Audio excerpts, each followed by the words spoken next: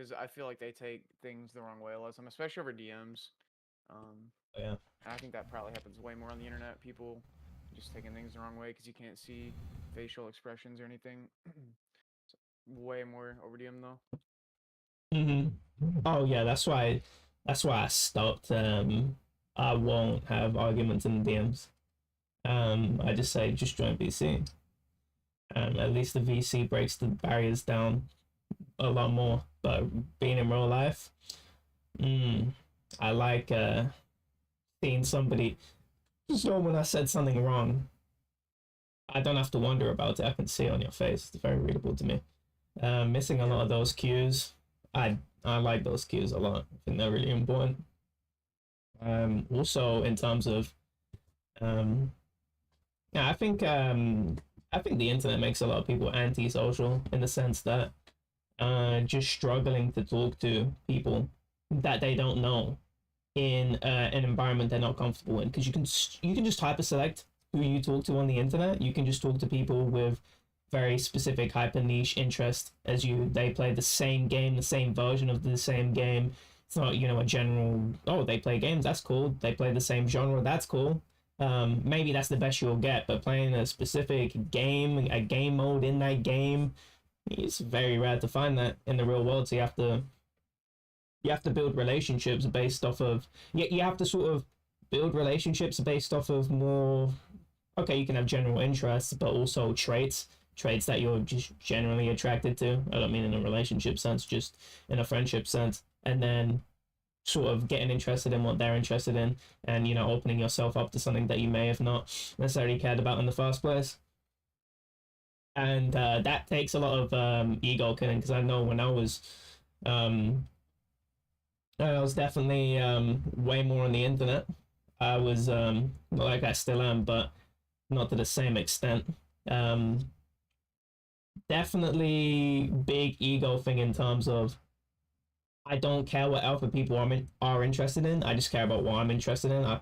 You guys are just normie NPCs, just having this high pedestal I put myself on, which was just really silly because I'm not better than somebody just because I found these specific interests that were also just told to me by friends. I only found these interests, not only, but a lot of them were just because of friends I knew in real life. So, just having been on such a high horse was really stupid. And just enjoying getting to enjoy the fact that people may not be interested in, you know, hyper specific niches that I'm interested in, and going really nerdy about that. But it's not like people don't have things that they're super interested in. I mean, some people are just actual NPCs, but a lot of people do surprisingly have things if you know where to look. And I didn't even know where to look. You know, I treat people as if they would exhibit traits as I do, but they don't. They don't necessarily talk about it at length like I am. I'm very willing to talk about my interests at length. It's something that you have to build a strong relationship with to really get people to talk about specific things. So I think that's one thing I notice about internet people, to tie it all together. It's like the antisocial mechanic. This this enables you to talk to people that are vastly different from you, which is unfortunate because it means that you're going to be awkward around people, and being awkward feels uncomfortable.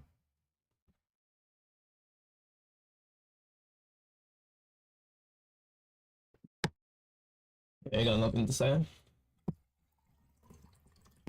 Just I've been thinking talking to about it. myself. Oh, okay. Yeah, I don't know. It'd be good if Galactic unmuted. This guy tapped in and just said nothing. When did he join? I don't know.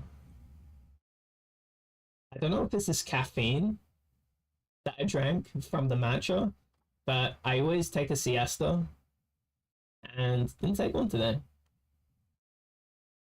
Very rare for me. I basically would be tired for maybe the past hour and a half if I hadn't taken a siesta, which is interesting. Cause I like taking naps. I don't know about you.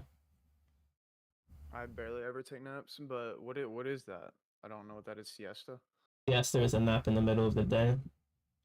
Oh, Yeah, they do that. It's I think it's a Spanish word because it's just hotter over there, so that's more of a thing, especially in the summer.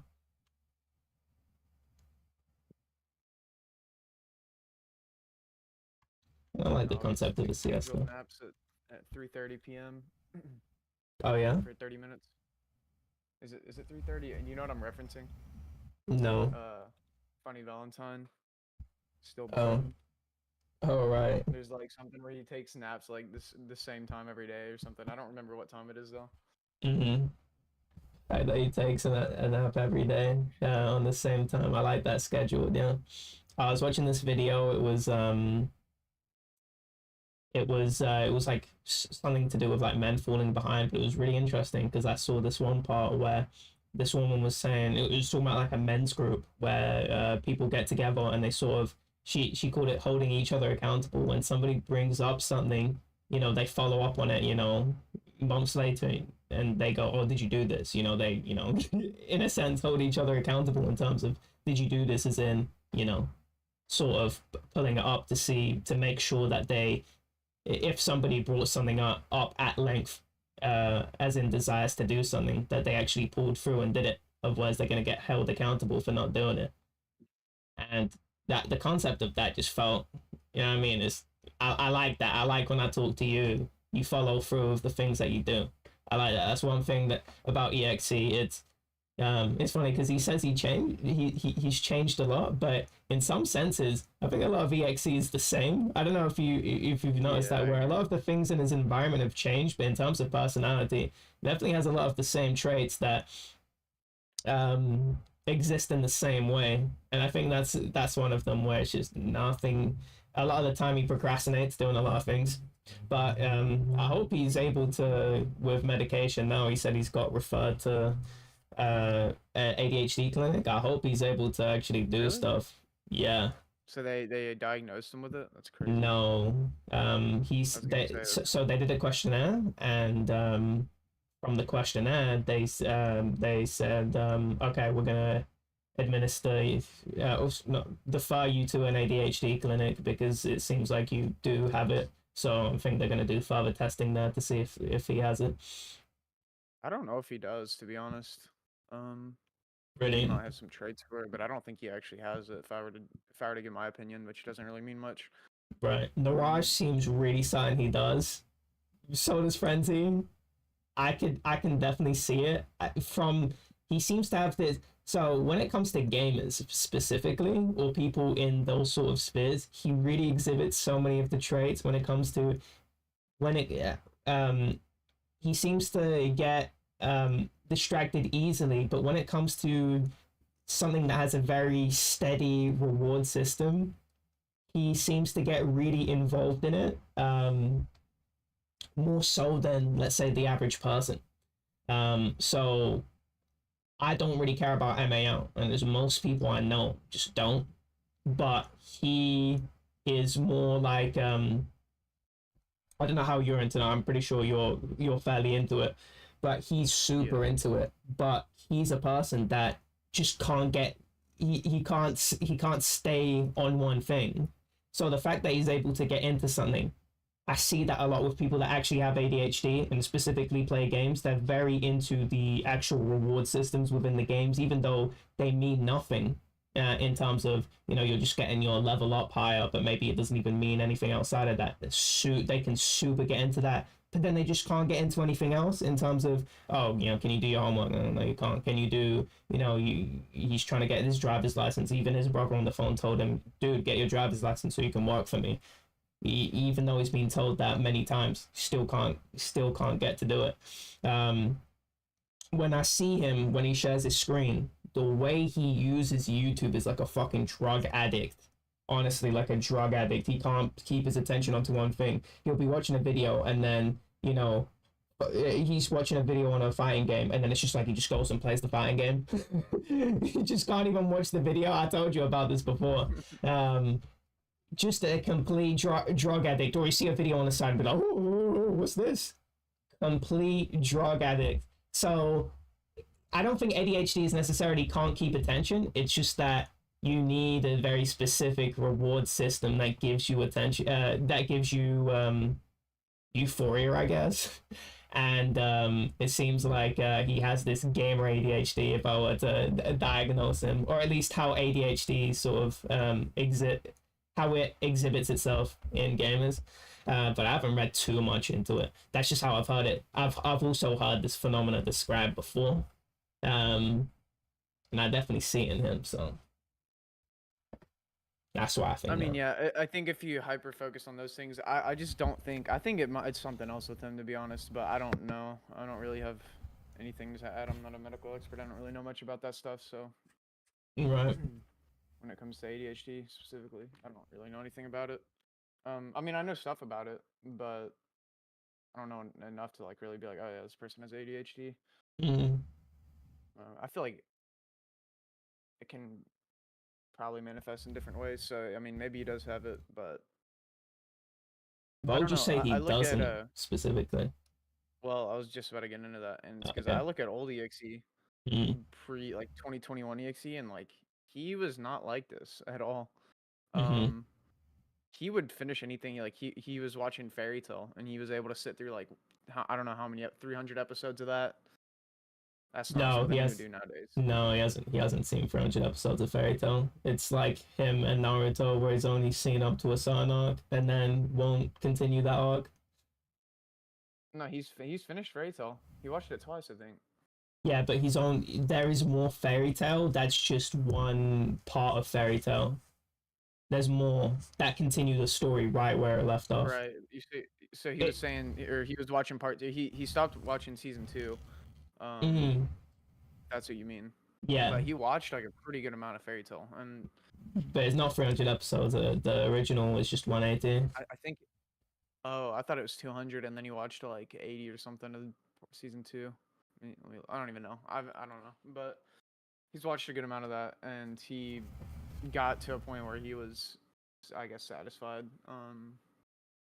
And then can continue. Anime back then, he would definitely finish stuff back then. Even games, he would do stuff with you. Back when he was playing Among Us with us, like I don't know. I think this manifested later, and I think it probably seems likely to be something else, but maybe depression or something is the reason he's like this. Yeah, maybe. I don't know. I don't know how depression manifests at all. I'm not familiar with depression in the slightest. I don't know. YouTube stuff, it's like things like that is just. I feel like a lot of people are like that, and I don't think I would say everyone has ADHD. I think that's just how the.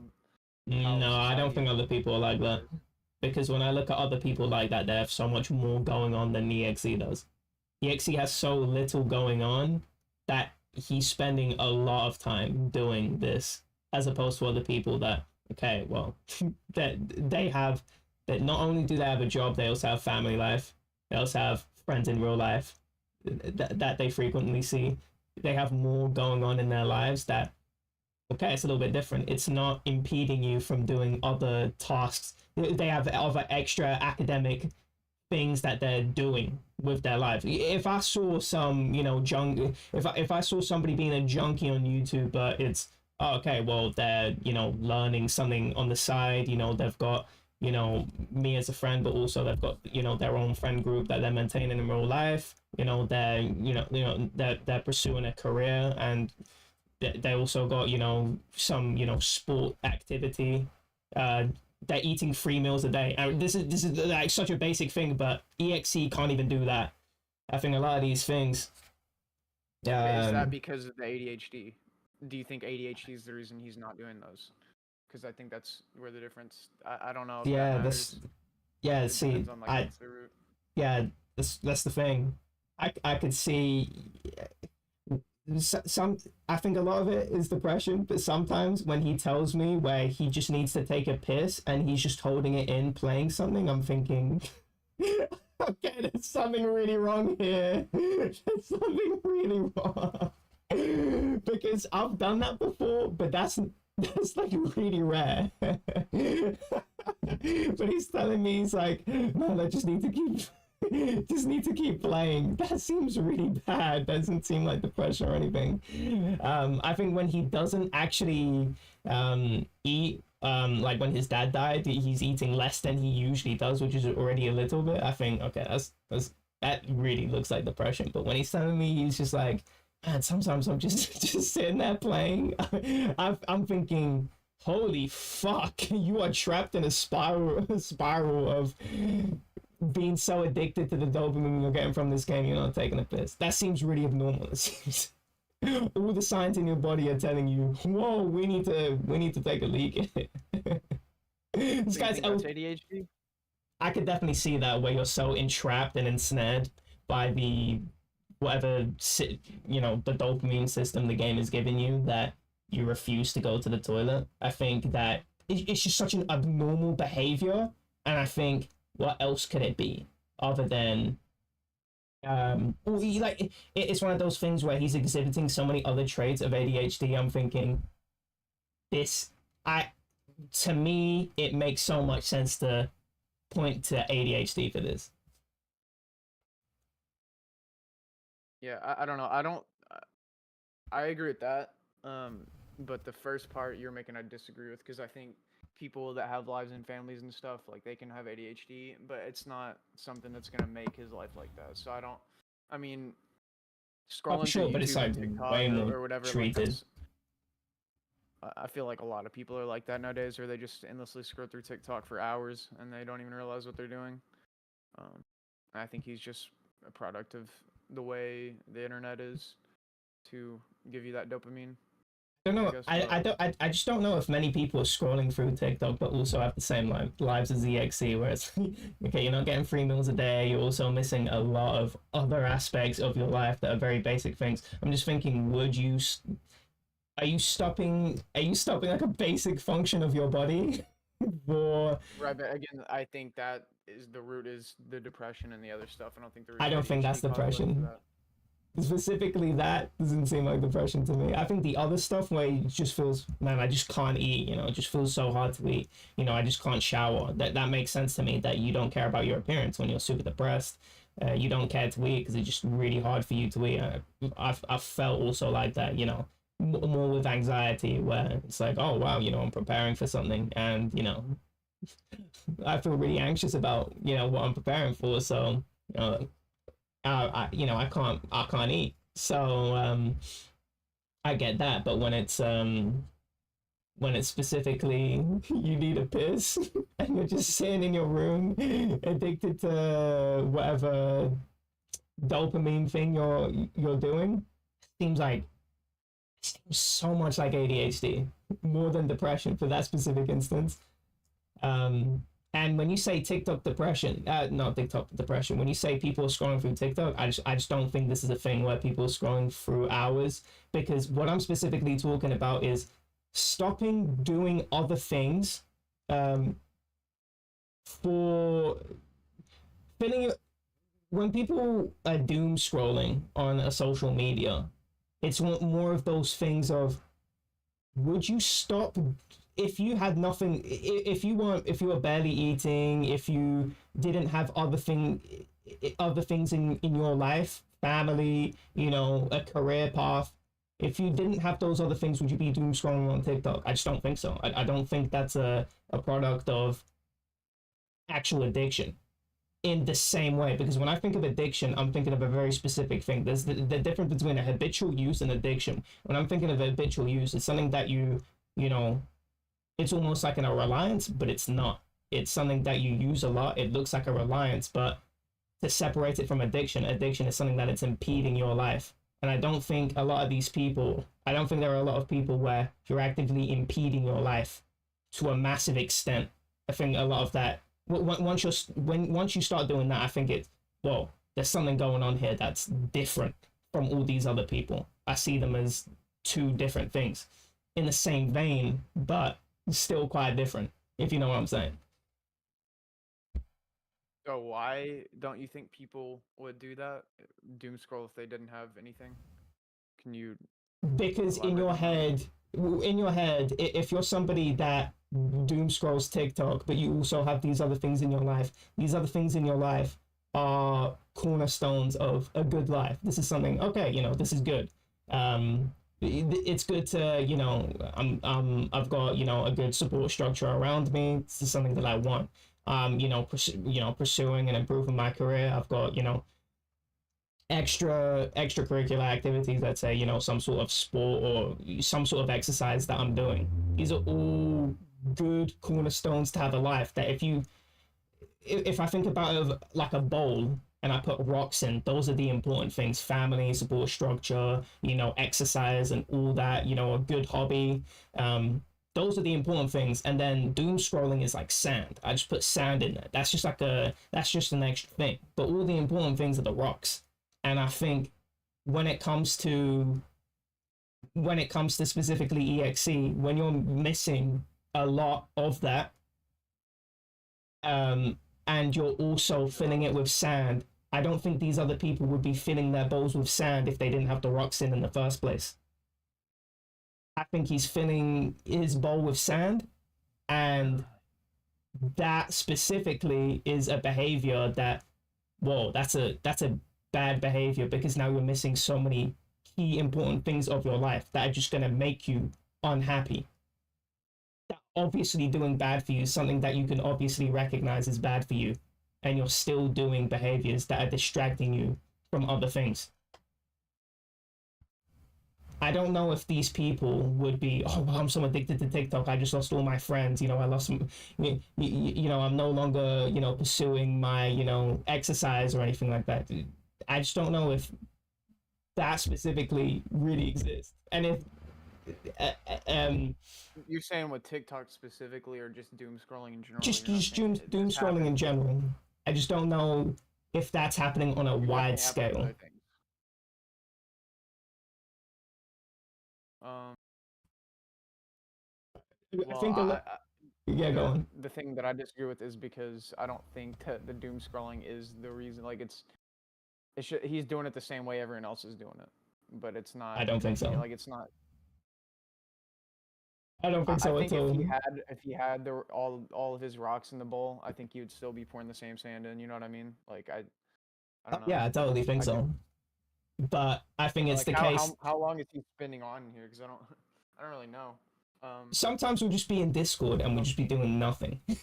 We'll just be sitting there for nothing, and sometimes I need to go, whoa, I'm going to spend a lot of hours of my day on Discord, and there are things that I haven't done. I have that mechanic where I can just pull away. But there are things that is like, he tells me, as I was telling you before, I like talking to you because the next time I talk to you, you've improved on something. With EXE, it's still hasn't got the driving.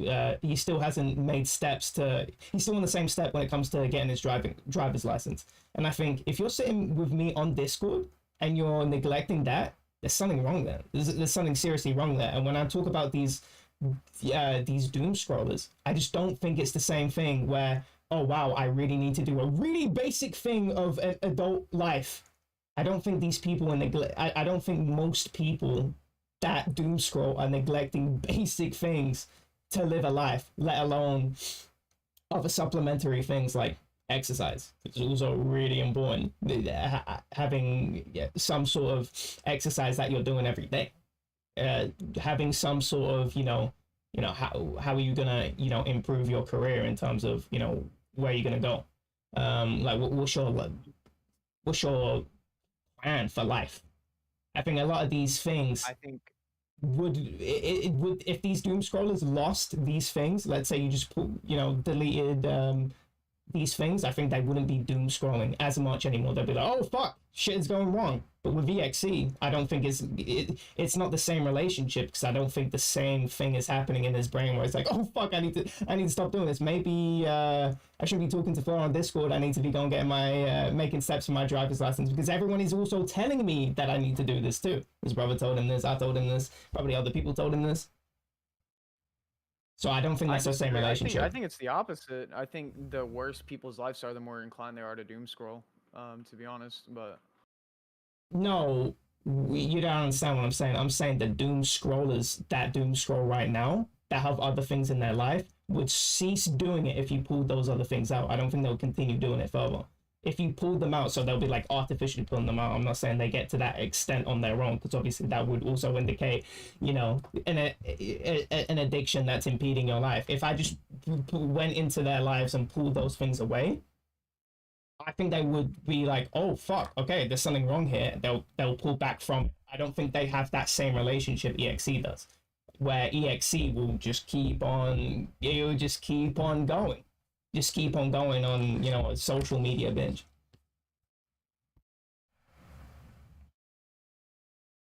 Yeah, I guess I just don't understand what you're saying then, because I don't know. I think that makes sense if someone's like really depressed. The same way EXE is, I think they'll be more inclined to doom scroll. Mm-hmm. So that's why I think it's depression and not like an ADHD thing. But I just don't know. I just don't know why it has to specifically be a depression thing and not an ADHD thing. it could be both. Right. But I think it makes more sense for depression just from what I've seen. But yeah, I don't know. I don't know. Like I don't actively talk to people that doom scroll. I mean, I do because a lot of people do, but A lot of I people don't do, yeah. I don't talk about that. You know, I don't understand these people. I don't know why they do it, so I can't really give a good analysis on that. Yeah. Mm. I think personal opinion, doom scrolling, one of the most overrated sort of problems. I think it's if it's actually impeding your life, sure. But if you've got other things going on in your life, I think you Oh, could really? probably do. Yeah, I think it's super overrated. I don't. Um. I mean, it's just the same time waster as anything else. I don't know. Yeah. I think it's yeah. I think it's just a massive. I think it's like low gumption, low drive. You know, you instead of it's like one of those things like drinking. I view drinking the same way. It's why couldn't I just have a conversation with someone? Why do you have to be screaming at the top of your lungs and doing really weird party gimmicks? Why can't you just be talking? I see it sort of the same thing where it's just like you're just you just have a really weird way of having fun that's also destructive in the sense that you could just be doing something that you know, I don't know, at least for me, and this is a personal preference of how I like to spend my time, but why can't I be playing a video game with my friends and also be having a time of my life, but not also destroying my body? I'll do the same thing, drinking and, you know, doom scrolling. Why can I be, you know, honing a skill rather than, you know, doing something that after I finish doing it, I'm just gonna be unhappy because the things that I saw are specifically designed to make me upset. So, you know, I keep doom scrolling further because I'm really upset at what I'm seeing, and that, you know, engages my emotions. You know, I sort of say it's the same thing.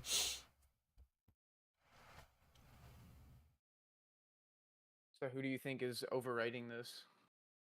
The fact that it's a whole phenomenon, doom scrolling, the fact that it's got a name, and in the social media zeitgeist, seeing when I hear people talking about doom scrolling as this problem, I'm thinking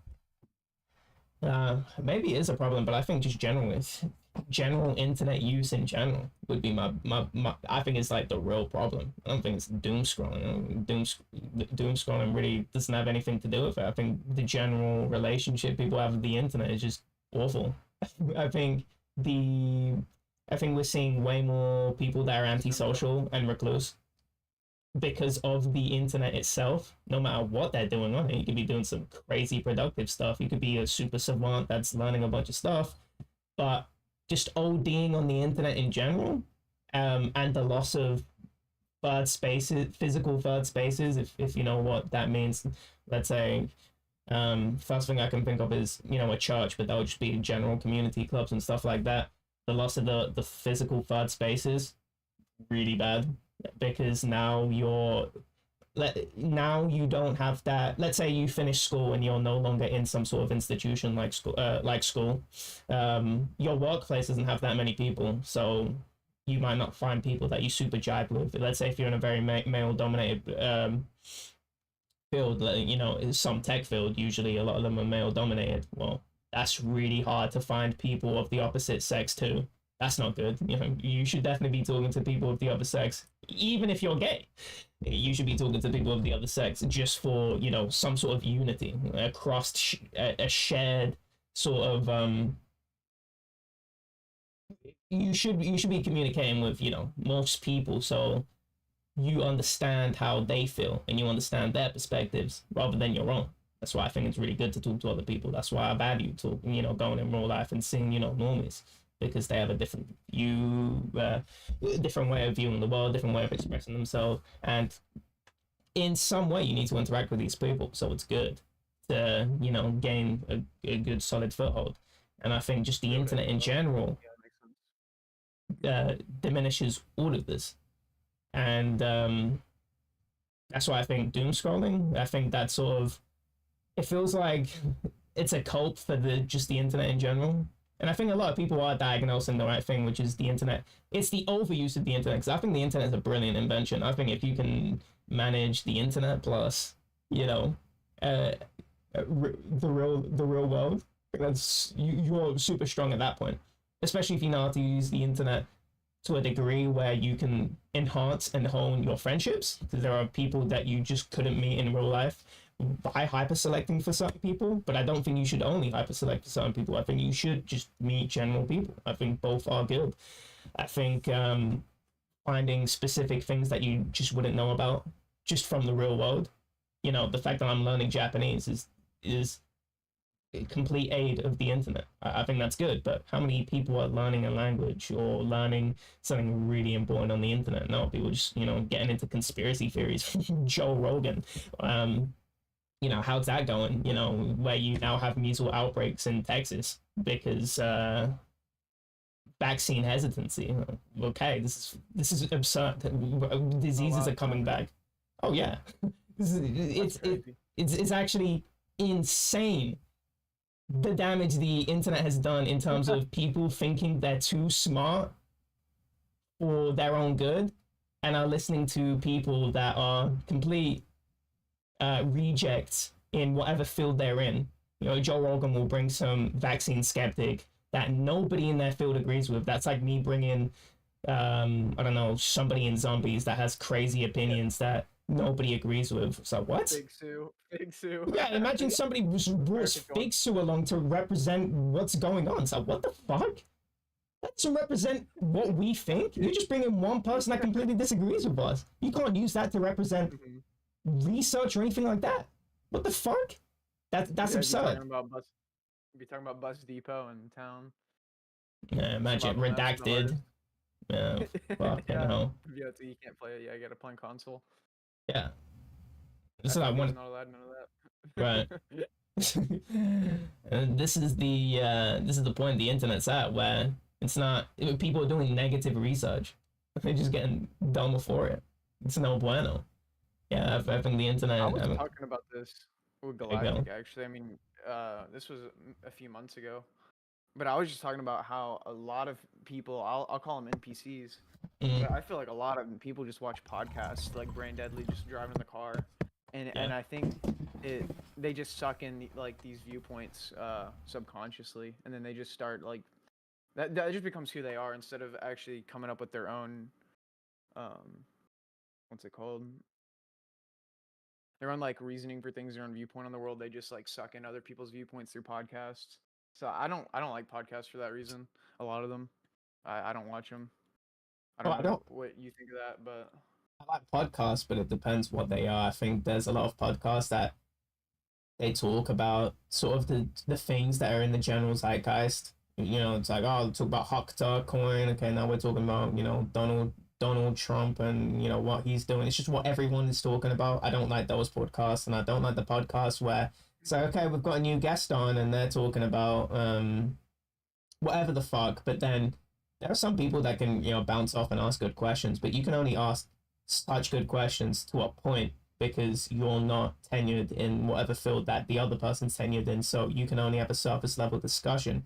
When it's two people that are experts and they kind of know the topic, it's really fun. You know, imagine it's sort of like watching a Johnny J video when you have the world record player on the mic, and then Johnny J's interviewing them. It's you just can only get so deep into the game. But if it's another zombie player asking another zombie player that plays the same map, 2 degrees players talking to each other that are experienced, that's a much better conversation because they know what to ask each other. They have greater insights in the game. And I think a lot of podcasts are like, okay, we're going to talk about one topic for 3 hours, and then the next podcast is about something completely different.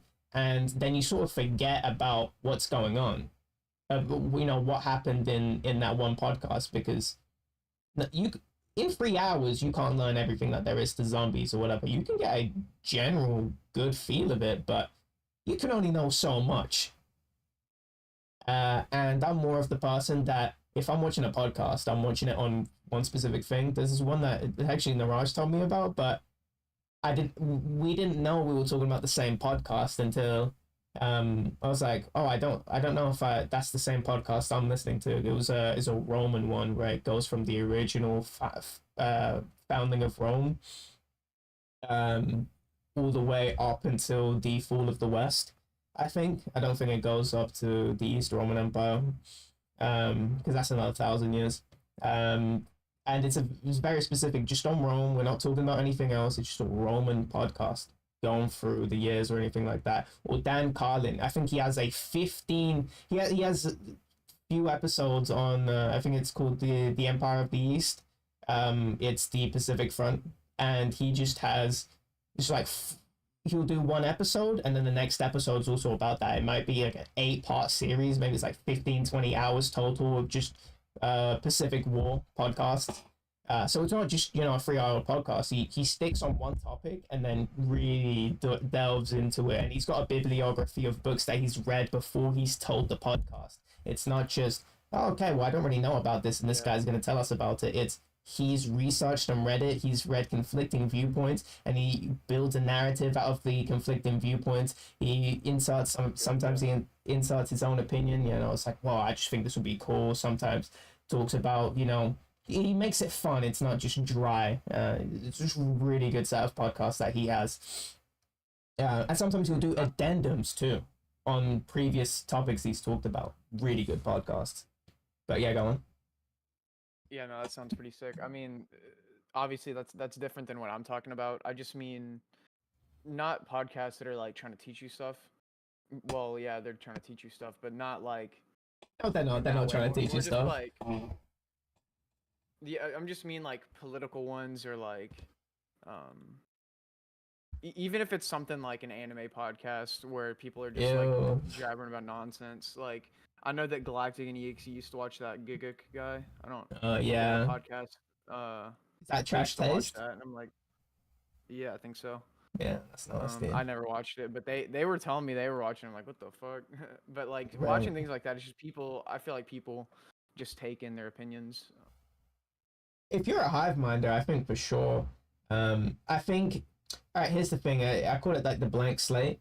When you first hear something, right, and this is why I'm really careful, especially as I say this to EXE, because sometimes he'll tell me a story that somebody else told him, and I go, is this really what's happening? Because when you hear something for the first time, that's your first introduction with that, so that's the only thing you know. But and so a lot of these podcasts, they're introducing topics that you don't really know about, and so you'll have no choice but to have that in your brain as the only information you have on the topic. So let's say I say, anime's bad because you're gay, and that's the only thing you've heard for a long time, and then because you don't know anything about anime, and that's the first thing you heard, that's just all you know about anime, that it's gay. There's no possible other thoughts that you could have, right? And if you're passively listening to something, you're not being super proactive, like, oh wow, that was really stupid. You're sort of just letting it go through one ear. You're gonna go, and I don't know if anyone's ever said this phrase to you. You definitely have heard it before, but it's, I heard that apparently And then they'll talk about some topic. Like, let's say we're talking about, let's say I talk about Trump tariffs, and then somebody goes, well, apparently, and then they'll go, oh, I just heard that on blah blah blah. I'm sure you've heard that when a topic gets brought up, and it's you don't have your own opinion. You heard that from content creators that you watch, and then now that's the only opinion you have on that thing. And it's not necessarily like you shouldn't go, I don't know. I mean, you can do this. Specifically. Would you say? I just said I know Dank did that a lot specifically, but continue. Right. You would do that a lot. Right, and well, apparently, I can't hear his voice. Sorry. Apparently, when it comes to things like this, I think it's really sad because we sort of have no way to interpret something. We can't just delete information from our head. Like, oh, somebody told us something. We can't just delete information. We can only go, okay, well, I have to be. I always do. In my head, fuck, I debate so much in my head that I don't know if I've ever told you this, but I do conviction scales where it's okay. I think this, but this is like low conviction, so I'm not super married in my opinion. I think it's just a really good thing to have, where you have a conviction scale. Okay, how much do you actually, how much could you possibly believe in something that you've been told? Could you really is this something that's high conviction? Because once you map it out, then you don't go around. If I have something that's of low conviction, I usually just don't say those things out loud, because I don't want to build up on. I don't want to have like a circle jerk of people that also don't know a lot about something, because then we'll just come to poor conclusions, because we all have very poor understanding of what we're talking about. So low conviction ideas are usually stuff that stay in my head until I get enough of a understanding of them before okay, let me introduce this because I know a bit about this. And I think a lot of people don't have any sort of conviction scale. They go, oh, I heard something from somewhere, and hey, let me hear something else about it. Let me build an actual strong understanding of what's going on. I don't think people do that. I think people just go have high convictions on things that they know nothing about. When I hear about yeah, go on. That's because the people that watch these podcasts, usually podcasts are designed to watch in the background. So they're doing while they're driving to work or working or whatever. They just listen to it in the background. They're not actually thinking about it as hard as you do. Because they just don't have the, I guess they don't have the mental energy to do that while they're also working. That would take a lot. So yeah. Yeah, I think I exhaust a lot of mental energy because I usually listen to these podcasts when I'm cycling.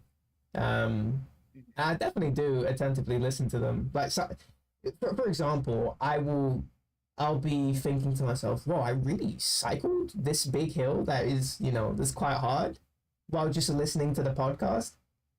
That's because I'm so engrossed in the podcast. I think a lot of people just they just don't exert that same mental energy to listening, and it's one of those things where let's say in your subconscious, and actually I want to talk about something after this about subconscious listening, something really cool about the sleeping listening. Oh yeah, I was gonna ask you about that because you said that in my DM, so I was gonna ask about that the other day, but I forgot. Right, so when it comes to subconscious listening, I keep trying to touch on this concept, but I don't know how to describe it. But when you listen to something, that's the only thing you know about something. You're always gonna be now tainted by that.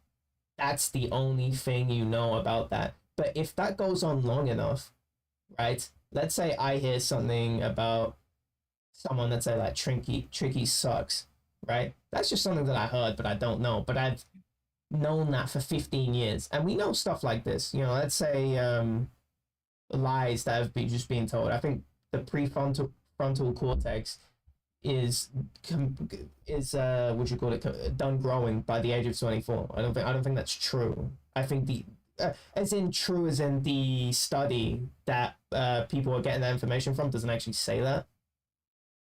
It wasn't searching for that, so it's never controlled for the fact that there are no. All right, when you're in a study, when you're looking for something, you control variables to find if something is true. But if you're not looking for something, then you've not controlled the variables. So it could be the case that it's not true because you've not added the right modifiers to control for it.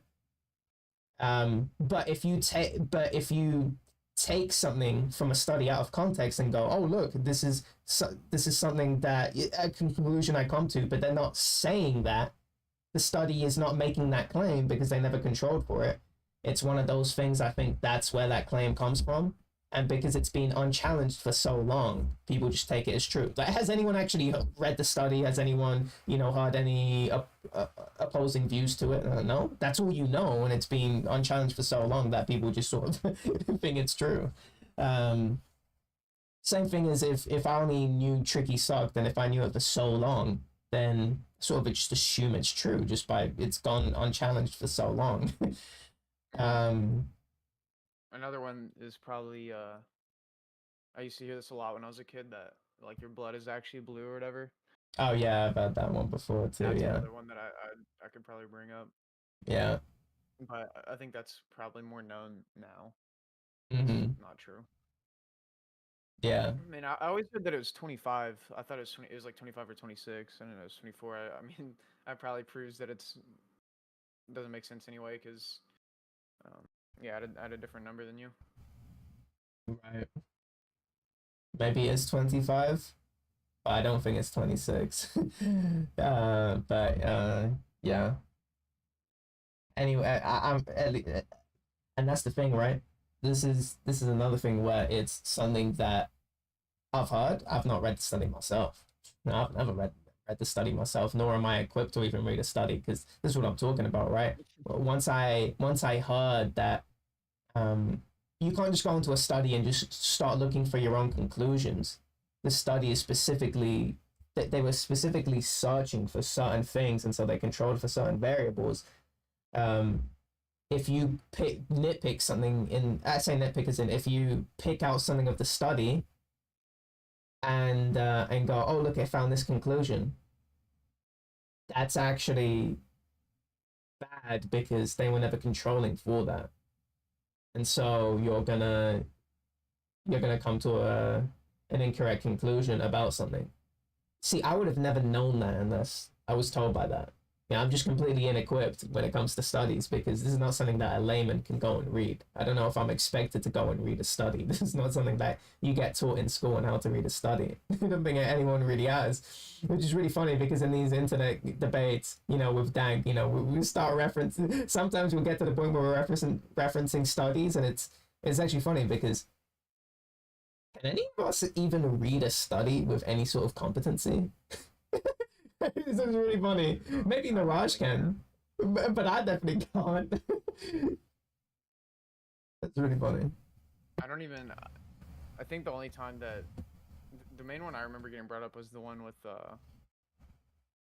where he was saying strawman or whatever. I think he was bringing up a study about like gays being not more likely to be pedophiles. Was it that one? I think it was that. Yeah, it was something like gays being more dangerous or something. Oh right, okay. There's a study on that, and I think I was like asking him for like the source. Mm-hmm. So Reuters. And you can't even say the name. Yeah. Yeah. Black Ops Zombie. What? Are you talking about Black Ops Zombies? Oh, that's it. If somebody said that to you, yeah, go on. You just reminded me. It's like something that happened in New Vegas. So there was one guy who was like, they got attacked by someone, and someone said the name of the person. He's like, I think it was Lieutenant, or like Lou, like LOU. Oh name. yeah. And then the guy was like, oh, it's Lieutenant, you fucking idiot. So I was like, that just reminded me of that. I thought that was pretty funny. He didn't put it together that it was a lieutenant. I watched this. On the studying I'll link you the video. It was by a guy by the name of Language Jones, I think. Hold on, let me try and find the Agent video. Jonesy. Ancient Jonesy, yeah. Can you language? Here we go. Language Jones. I'm gonna link it in general. If I'm going to recall what he said it's definitely possible to learn. It was bringing up researchers, but he was basically saying it was possible to learn. Actually, we can watch it together. I'll put it on.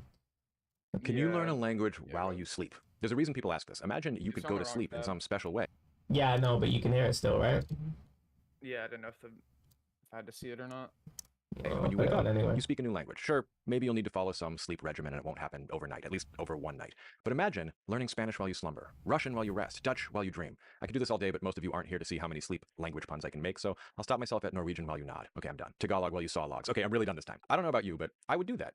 It's like downloading a new skill from the Matrix. But we all know we don't live in a computer simulation where you can just download new skills. Still, this idea is tantalizing, and since I'm older than AOL, you've got mail. I remember hearing people talk about listening to cassette tapes overnight and waking up fluent, or sleeping with a textbook under your pillow. So is it really possible to learn a new language while you sleep? The answer is actually yes, but as is becoming a theme on my channel, not in the way you think. Yet again, technically correct, but in the least obvious way. Although, honestly, when I started to do the research for this video, I thought I knew what I was going to say, and I had to throw it all out the window because of a handful of astounding scientific studies that genuinely shocked me. So in this video, I'm going to talk about language learning while you slumber. If you're new to the channel, I'm Dr. Taylor Jones. I've got a PhD in linguistics from the University of Pennsylvania, and I'm a language lover and What'd you say? Oh, I just said textbook under the pillow. That's funny.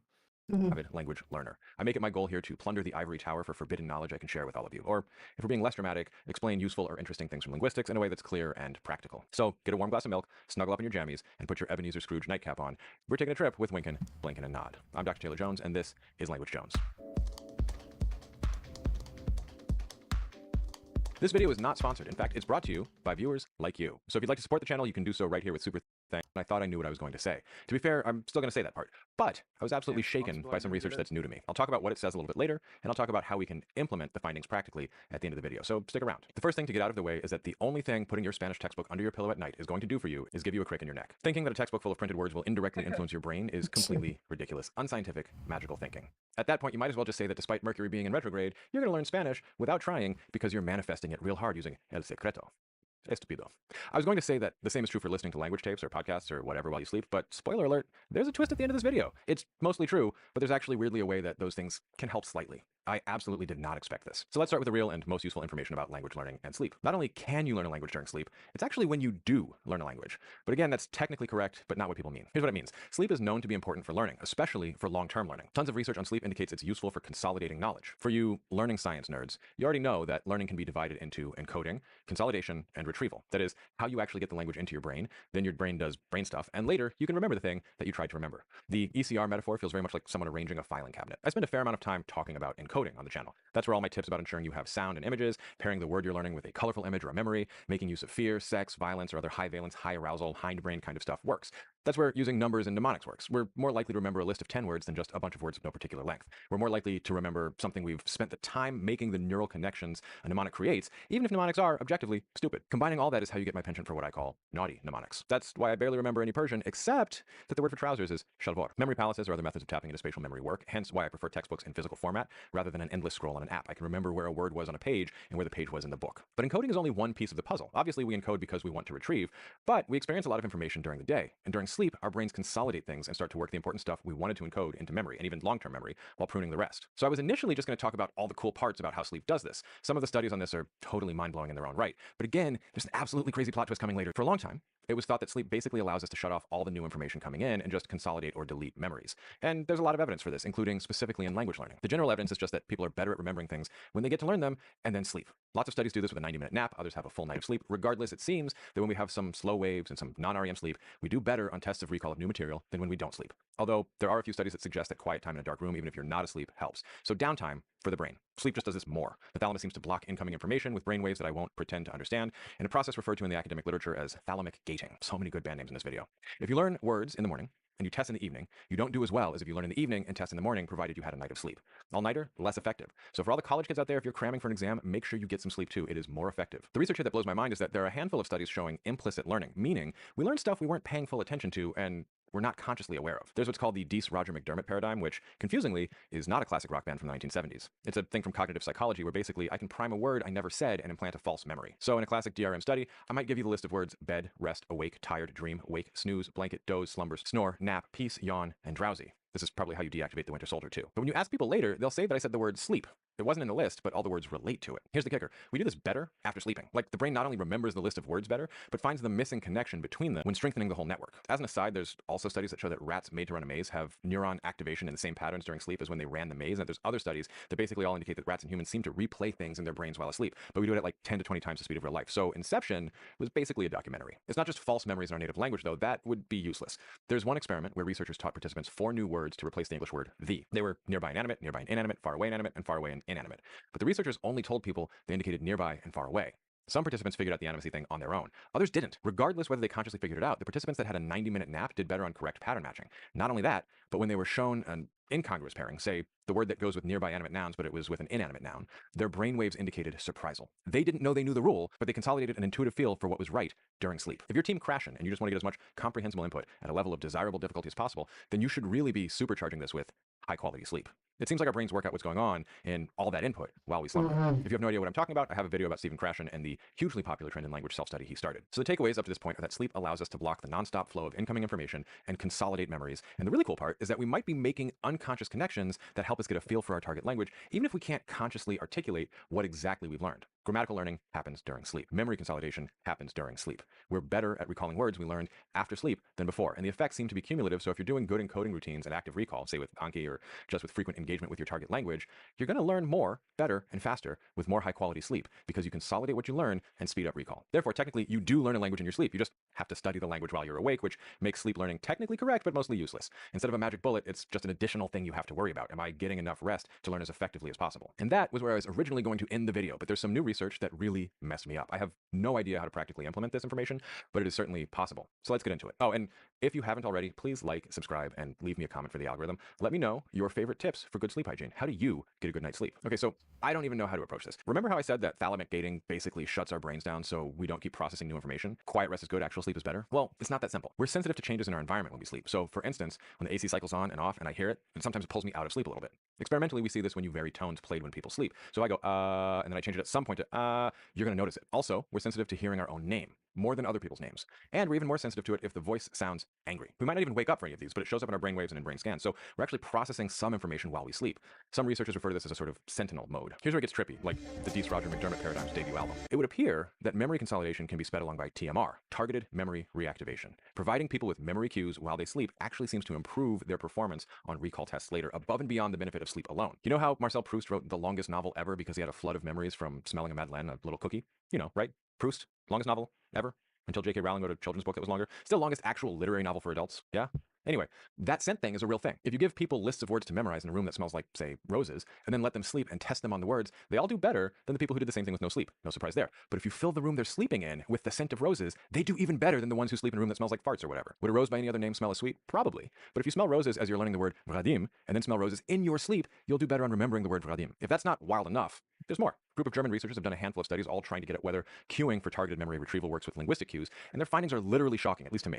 They gave people a list of words in Dutch to learn. As expected, when you go to sleep between encoding and retrieval, you perform better. No surprises there. But when sleeping participants were exposed to Dutch words they had studied while asleep, there was a robust effect where those participants performed better on recall tests, including where they had to provide the word after being given the definition. They did better on the words that were cued, and they did better than the control group with no cueing. In studies where the target language word was paired with the translation in the first language, there was no improvement. And in other studies, if I'm reading this all correctly, they found that if you do both, it's better if there's a break between the target word and translation than if they immediately follow one another. Your brain processes it. It would appear that if you're learning, say, Persian, not only will you learn better if you sleep, no surprise there, but you could potentially do even better if you were exposed to saffron and rosewater and mint tea while you study, and then hear the Persian words you studied while you sleep with a saffron, rosewater, and mint diffuser in the room or something. Anecdotally, I'll say that I would just listen to podcasts while drifting off, and I felt like I could feel my brain lighting up at words I had already studied versus the soothing flow of words I didn't know in Persian bedtime stories. And every time I visited family in France as a kid, my French got a lot better as the days wore on. And I fell asleep in front of the TV for an afternoon nap, or dozed on the beach, or slept in a bedroom with windows that led out onto the street, and just heard lots of French while sleeping. But Feelings aren't facts, and anecdotes aren't data. There's now data that validates those feelings. This stuff absolutely blows my mind. I'm not sure how I'll implement it. Maybe next video will be sponsored by a diffuser brand. But it would appear that if you wanted to study in a scented room and sleep in a scented room and do nothing else around that scent, and if you wanted to play target language audio while you sleep, at a minimum, it looks like it couldn't hurt, and there's limited evidence that it might help, especially if the language audio is stuff that you've already studied. Similarly, studying closer to sleep might have a modest beneficial impact compared to studying in the morning and going about a full day of experiencing other stuff before you get any rest. So, can you learn a language while you sleep? Yes, you do. And you can actually do things to make that learning even better. But of course, you still have to study while you're awake. There's no evidence for any impact of language training while you slumber. That is, you can evidently supercharge your consolidation, but the encoding has to be done while you're awake. If you like this video, please like and subscribe and leave me that comment. If you don't have a sleep time routine, just leave me a snoozy emoji. And be sure to check out all my other videos. We have fun here. If you'd like to support the channel, you can do so right here through Super Thanks or over on Patreon at Language Jones. Until next time, happy learning and sweet dreams.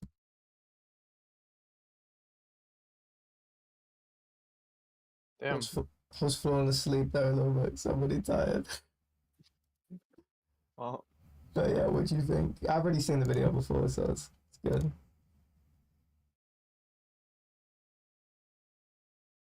I don't know. I don't know.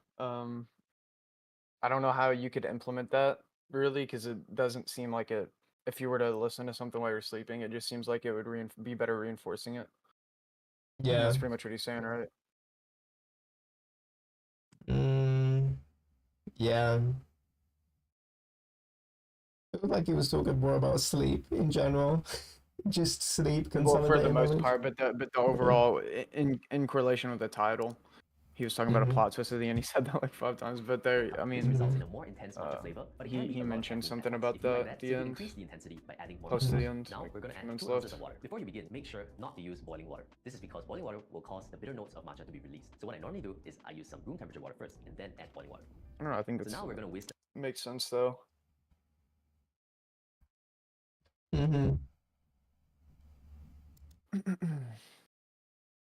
It's not just sleep or whatever. Personally, I only really get He tan, was so I've got saying like quite something naturally about, bronzed like- skin, as you can see. But apparently, if some people spend too long in the sun, Just they'll like get getting rest or something. If you just like go to a dark room or something. Maybe that's Now, something to do with meditation. Maybe that's why that's so good.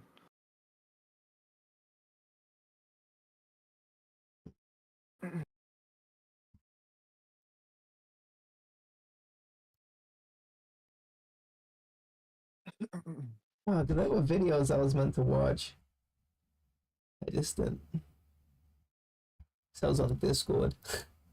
Fuck. I need to do that all tomorrow.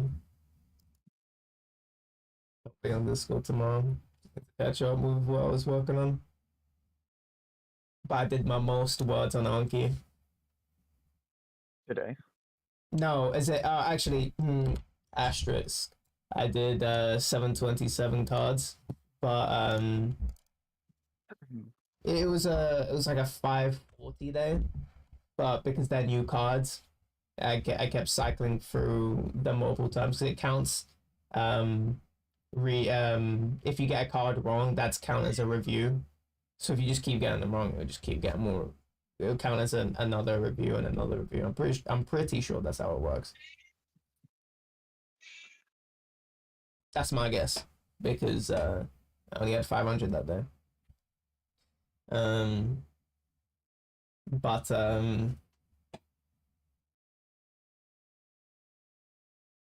that's my my highest is 8 something. But those were repeat cards. Where I do the thing that I told you about, where you can redo the cards that you got wrong in a day. Or you can do ones from tomorrow. I've only got that high because of that. But this is the first time I've actually had a day where these are all just reviews from from clicking, not doing any extra work. And I did that all in one sitting. Damn, one Yeah. sitting. Yeah. So that's only an hour and a half though. No, So that's not even an hour and a half. It's like an hour and 15 minutes. Oh really? Oh, Yeah, I 'cause was it's thinking. 1.5, I was yeah. thinking. Yeah. Which is that was a speed run, and I wasn't I mean, I tried to go fast, but um, that was fast. That was a really fast. I was locked the fuck in, and I said I was Yeah, gonna I had segment it before. But yeah, go on. uh-huh. I was just gonna say I had 1,000 card review day once back in January, and it was Mhm. like 4.5 hours, or maybe it was 4 hours 15 minutes or something like that. That was ridiculous, but yeah, that's by far my biggest day in Anki. Yeah, that's a crazy day. So, okay, Jesus. Yeah. Yeah, if I log the fuck in tomorrow, I hope it's that good tomorrow. Where I just log the fuck in. That's gonna be good. I've started doing things preemptive now. For my so I don't have to get on my computer in the morning. I usually watch this guy. I don't know if you know, Kaname Naito. I'll link you one video. I just put him on watch Oh, later. yeah, I know him. Yeah, I'll put one of his But yeah, I'm videos. taking him in recommended. Yeah, I put him in my watch later. I'll watch one of his videos. I usually like to write things down. So I hate watching things on the go because that means I can't write it down because that's my main way of consolidating the information. If I can write something down, I won't forget it as easily versus just hearing it. But because these are all things I know, it's not like he's giving me Reinforcement. new information. He is, but it's with stuff I already know how to use. I So it's think just it would be reinforcing it. not really reinforcing. It's one of those things where I don't have to deal with the mental stack of just starting to learn the language, and it's like, okay, what does this particle do? And it's like, okay, but I don't know. Also, I don't know what this word means, and I don't know what half the sentence even means. That's a massive mental stack. In English, if you don't know what one word means, you can just guess from context. I'm at that stage in Japanese now where I can just go, oh, that's what that means. I was reading some recipe today in Japanese, and it's just like, okay, that's just obviously if you're talking about, I see in the video you're smashing something. Yeah, maybe that word means smashing because everything else in the sentence indicates that. I don't have that mental stack of trying to figure out everything else because maybe that would have been obvious even if I didn't know all the stuff in the sentence. But because I had the mental stack of trying to figure everything out, my brain just didn't make that conclusion. With this, because I probably know most of everything that's going on, probably easy for me to remember what happened in the video and what he said. Hopefully, that's what happens.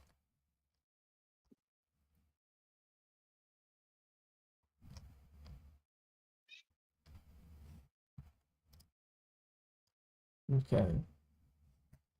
Yeah, I'm gonna try making some matcha in the morning, some strawberry version. That's what you had on your share screen. Yeah, the green stuff. But that was like a basic recipe. There's a strawberry recipe I found, and it looks really nice. It's sort of a red and green because you use the ice to make layers, and there'll be a red layer and a green layer. Looks quite nice.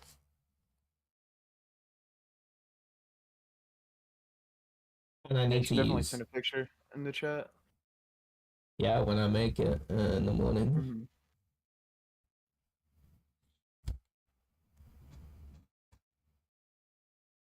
And there's so much of it, I can afford to make it, just use it as a drink. But I never thought I'd be making all this bullshit iced latte or whatever the fuck you want to call it. 'Cause I just don't do that. I don't care about that. And I can't believe people really give a fuck about that. They have their own special cups with their own special straws. They have their own special gathering places with the right brand. My Starbucks Custom eggnog. What the what is happening? I'm not into that. I'm not into the just our brand names in general. The obsession with brand names. Yeah, like with Apple, for example, because I know we're all into computers. It's very easy to notice that these people are not even into computers, but they're spending exorbitant amounts of money on computers that have a brand name on it, not for how good the parts are, the components, blah blah blah. This is all fugazi. Oh yeah, for sure. I hate phones in general. They're just so overpriced. And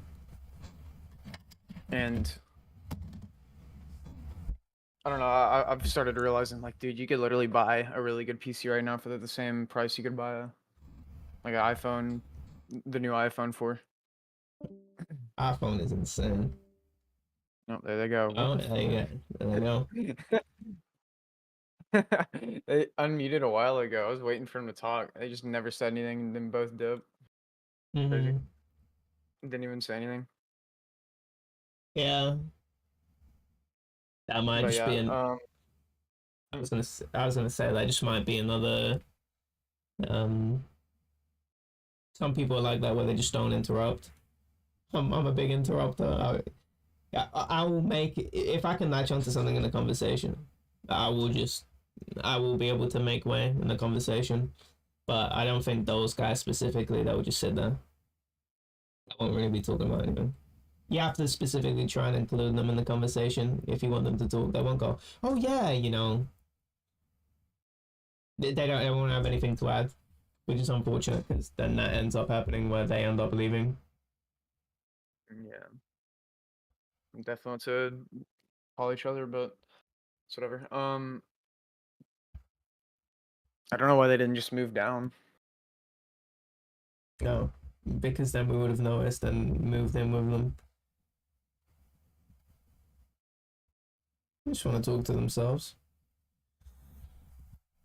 Anyway, we were talking about Apple. Yeah, I was saying, you could literally buy like, I think the new iPhones are like $1,200, $1,300 That's or something insane. ridiculous What the fuck? for like the iPhone 16 Pro Max. Yeah, like something ridiculous. They're on the 16? Like, right, you could. Yeah, I think that's the Oh, newest one. they're Only on reason the I know this is 20 because I went already. and got a new phone recently. Because we got like we could Upgrade, yeah. upgrade our So I wasn't gonna pay for that shit.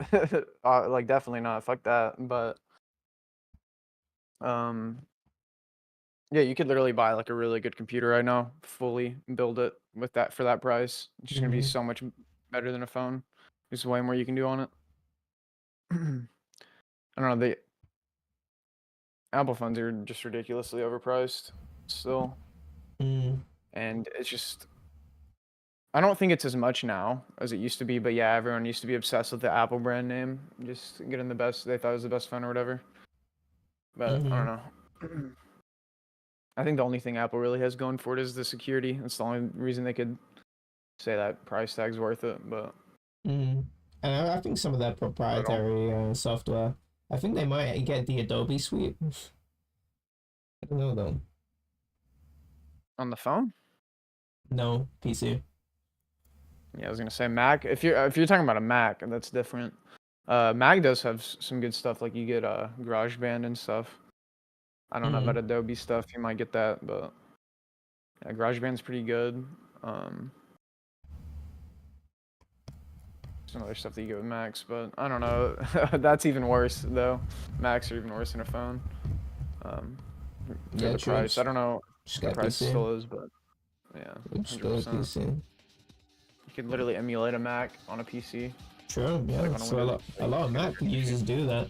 But people that are actually into computers, not people that want a minimalistic brand name, whatever, on the machine. I think that shit is so pathetic. I have to profusely call that out. I don't like any of the brand name obsession at all.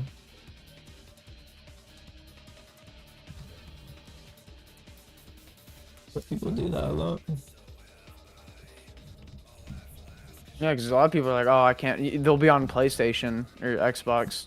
You'll be like, why don't you just get a PC? And they're like, oh, I can't afford it. And then they pull out their iPhone 16 Pro Max, and it's like, all right, bro. Like, I see what you're doing.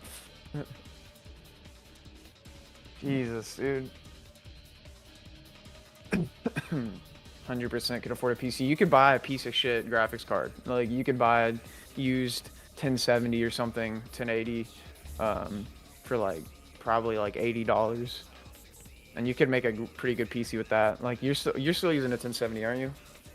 Which is, yeah, I'm still rocking a 1070 and done 12 grand. Yeah, people could literally buy like a used 1070 still and like be pretty good. You know, like you're able to do a lot of stuff. So I don't know. I never understood whenever people are just like, oh, it's too expensive. It's like you could just buy a used GPU and get a computer for like $300-400. It'd be cheaper than a gaming console. You can do way more on it. I mean, it wouldn't be as good as probably the PlayStation 5 or anything at all, but I mean, in terms of productivity, you can do way more. You're not limited to just playing games. No, I couldn't stand being on console. I remember just hearing how bad Xbox One and PS4 were gonna be, and they ended up not pulling the trigger on a lot of stuff. But PlayStation having to pay online. I didn't play on PlayStation, but it's one of those things you think of where you knew people that played on PS3 and you know they were playing for free, and you were just thinking, fuck, you know, we have to get that, but instead they had to pay for online now, and that's nonsense. The fact that Xbox fumbled so badly too. The fact that they tried to make it so you always had to be online, the fact that you couldn't share games with each other, the fact that they actually tried to implement that is fucking crazy. They are high. Yeah, that really pushed me to PC. Okay.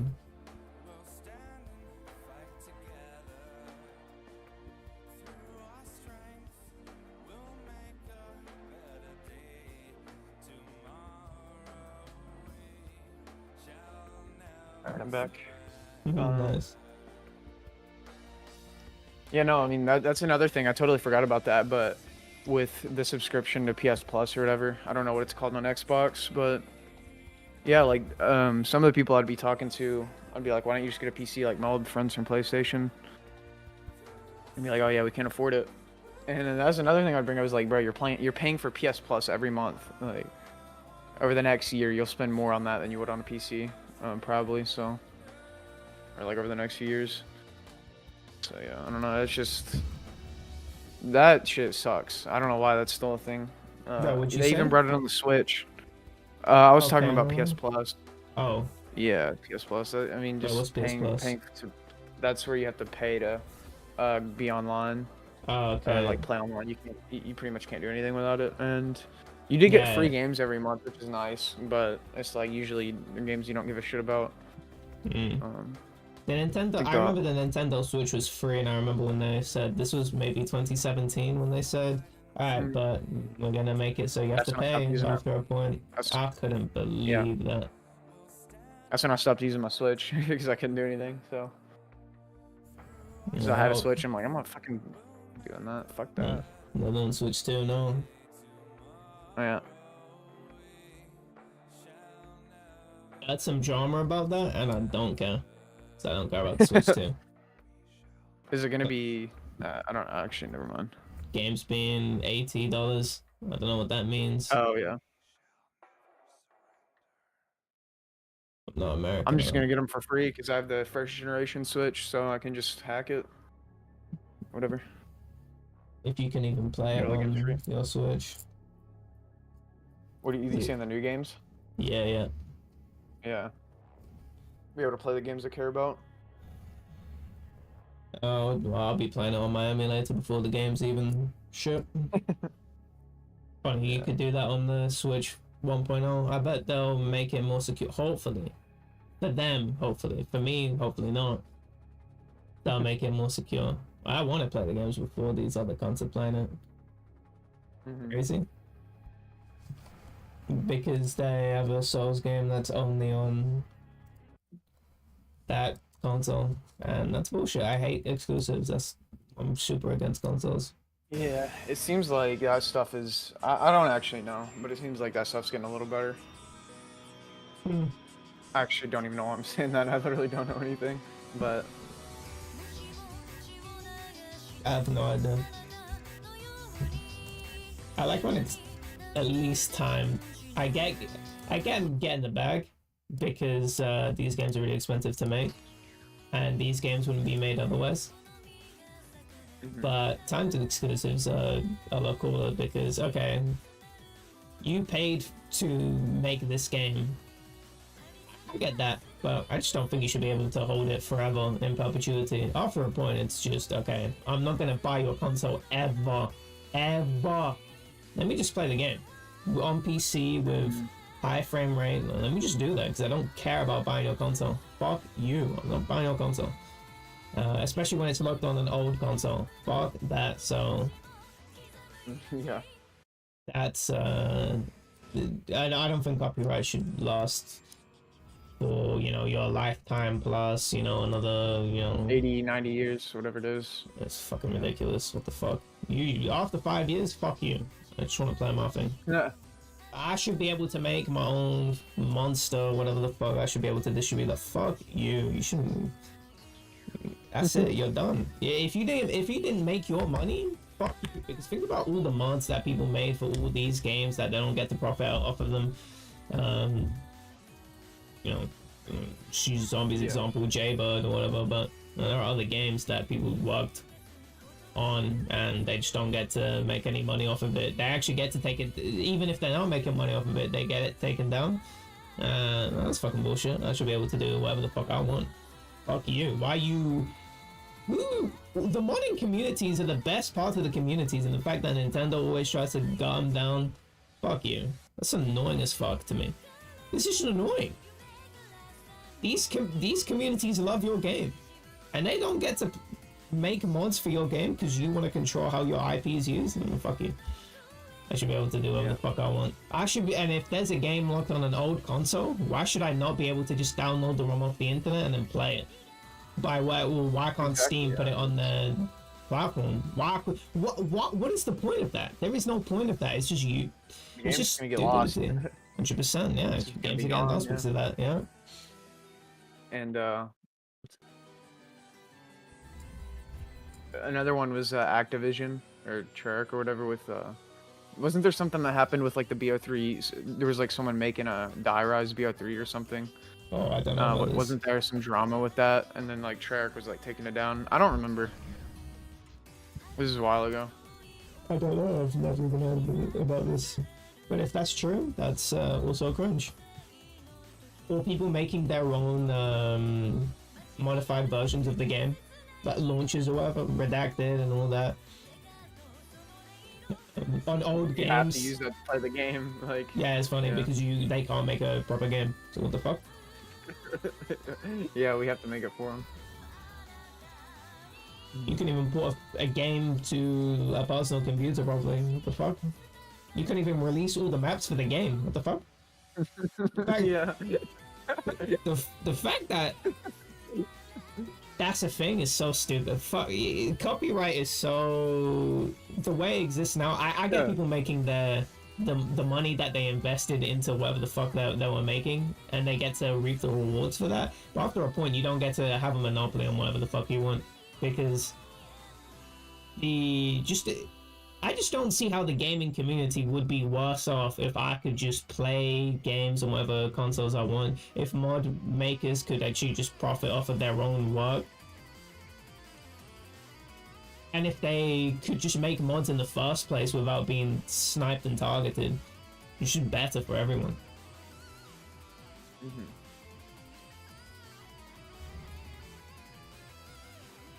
Seeing emulators being taken down sucks. Steam emulators, you said?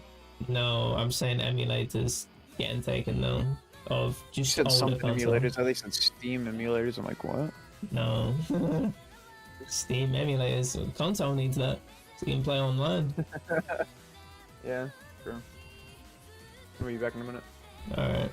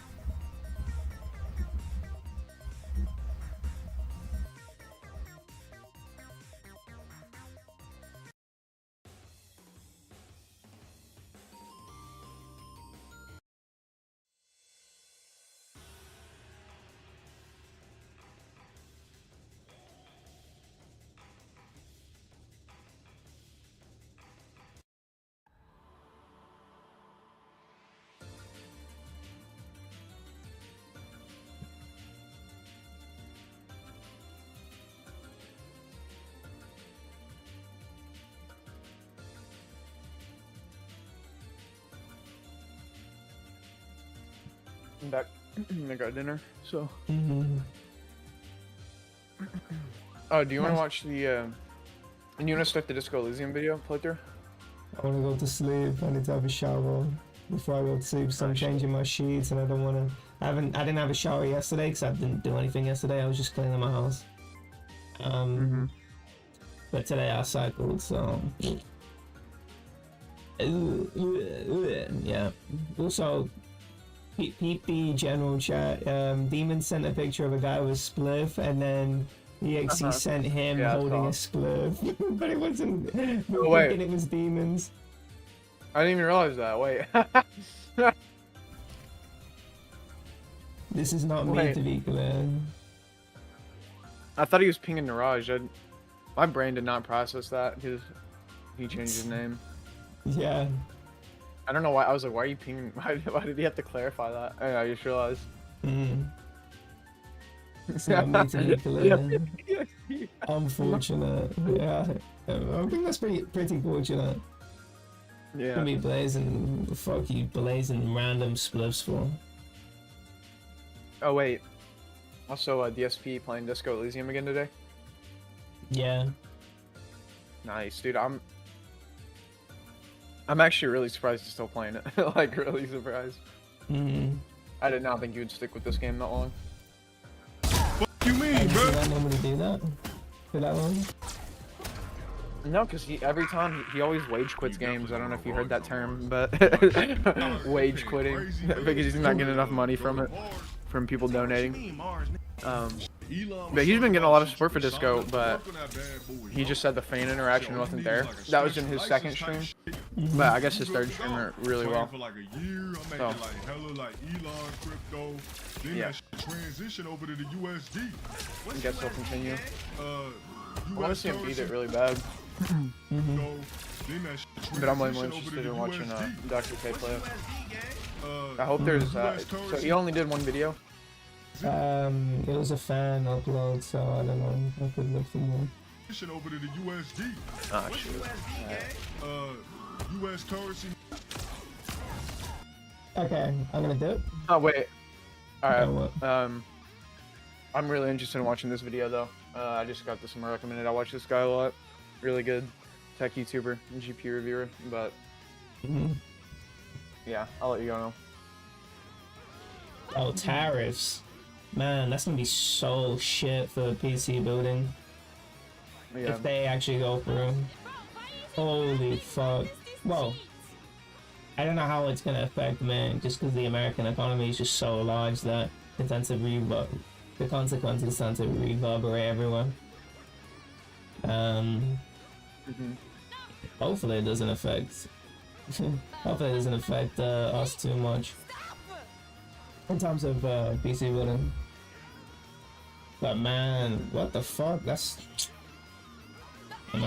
I mean, I don't know if you're in the the GPU market. market's horrible. So. Yeah, it's already So horrible. That's even worse. Yeah, that's fucking work. Anyway. And it's you can blame. Yes, it. You blame what? We'll talk about it another time. All right. I'll let you go. All right. Thank you. Bye.